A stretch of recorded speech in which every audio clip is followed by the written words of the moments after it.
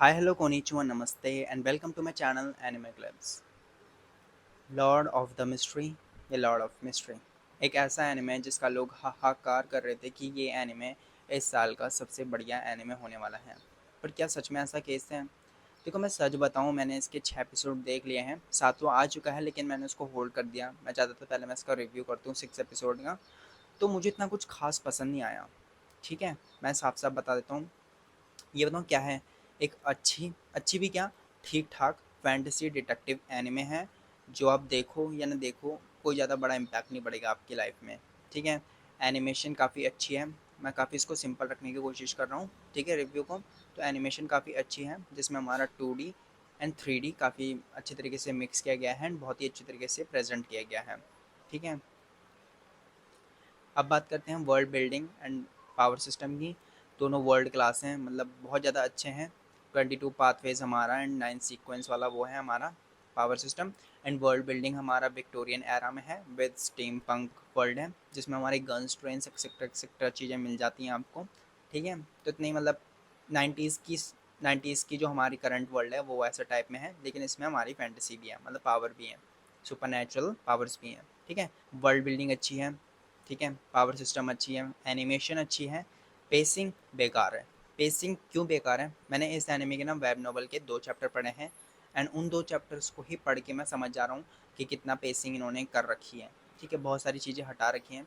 कुछ चीज़ें जो ऐसी हैं वो आगे डल जाएंगी, लेकिन कुछ चीज़ें जो इम्पोर्टेंट थी अभी के लिए वो भी इन्होंने हटा रखी हैं। ठीक है। जैसे मैं आपको एक छोटा सा एग्जांपल देता हूँ। अगर आपने वो देखा होगा, मैं समझ रहा हूँ कि आपने ये एनिमे देख रखा है। ठीक है। तो जो पहला एपिसोड होता है, जब आप अंदर जाते हो, देखते हो कि तुम्हारा जो मोंगरी होता है वो क्लाइंट की बॉडी के अंदर आ चुका है। वो कहता है कि मैं ट्रांसमिग्रेट हूँ। एंड उसके बाद हमारा सीन कट होकर इन्वेस्टिगेशन में चल जाता है। तो जो इन्वेस्टिगेशन रहता है ना, वहाँ पे सिर्फ ये इन्वेस्टिगेशन नहीं है, वहाँ पर एक इन्फॉर्मेशन फीड करने की कोशिश कर रहे हैं आपको। वो इन्फॉर्मेशन है कि क्लाइंट एक स्टूडेंट है, एक कॉलेज स्टूडेंट है, एंड वो कौन से मेजर में है, मेरे ख्याल से वो भी बताते हैं उसमें हल्का फुल्का। ठीक है। उसके बाद हमारी इसकी बहन आती है, उसकी बहन स्कूल में रहती है। वो उन्होंने बहुत छोटा सा दिखाया या नहीं दिखाया मुझे ठीक से याद नहीं आ रहा, लेकिन वो भी है वहाँ पे। उन्होंने ना बहुत छोटी छोटी इन्फॉर्मेशन आपको हल्के हल्के करके मतलब एकदम फेंक दी है, जो आप नोटिस भी नहीं करोगे ऐसे ऐसी। ठीक है।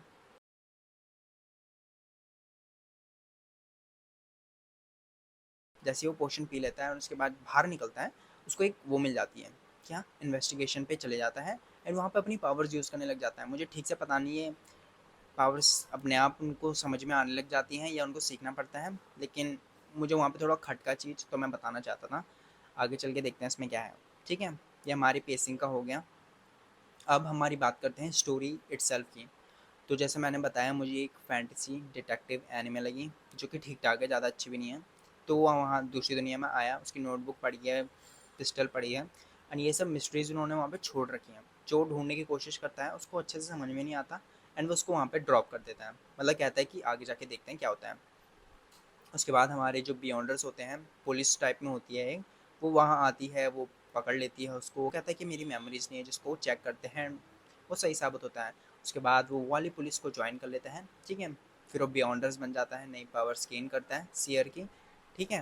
और फिर उसके बाद हमारी इन्वेस्टिगेशन पे इन्वेस्टिगेशन होती है। पहले हमारी जो बच्चा किडनैप होता है वहाँ पे, और उसकी थोड़ी बहुत, क्योंकि फैंटेसी है, फैंटेसी डिटेक्टिव है, तो डिटेक्टिव तो ये होगा कि वो बच्चे को ढूंढने जा रहे हैं। फैंटेसी ये हो गया कि वो जो उसके किडनैपर हैं वो मॉन्स्टर टाइप में बन जाते हैं एंड फिर उनको मारना पड़ता है इसको। ठीक है।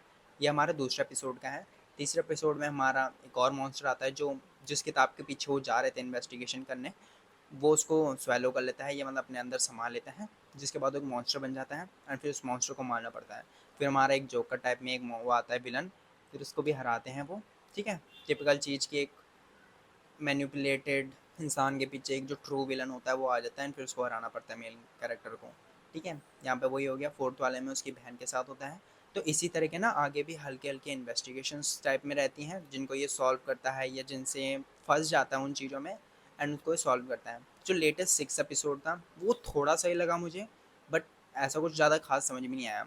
सही इसलिए लगा क्योंकि जो हमारा एक कैरेक्टर था, फाइनली हमें थोड़ी सी बैक स्टोरी मिली उसकी, एंड वो काफ़ी अच्छी बैक स्टोरी थी। ठीक है। तो जो मेरे ये 6 एपिसोड का रिव्यू है वो ये है कि एक ओके एनिमे है। आप देखना चाहो नहीं देखना चाहो, अभी के लिए कोई फ़र्क नहीं पड़ेगा।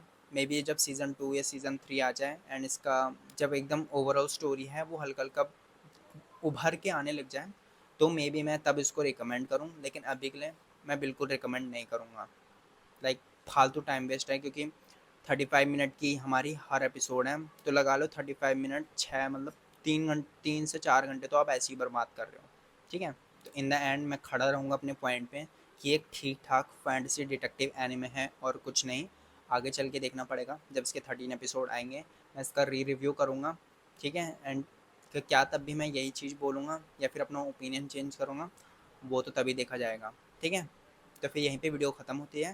Thank you so much for watching, and अगर आपको पसंद आई हो या आपके खुद ओपिनियंस हो इस एनिमे को लेके, तो आप कमेंट ज़रूर कर सकते हो, वहाँ पे हम चैट कर सकते हैं, ठीक है। तो thank you so much for watching and see you guys in next video. Bye bye.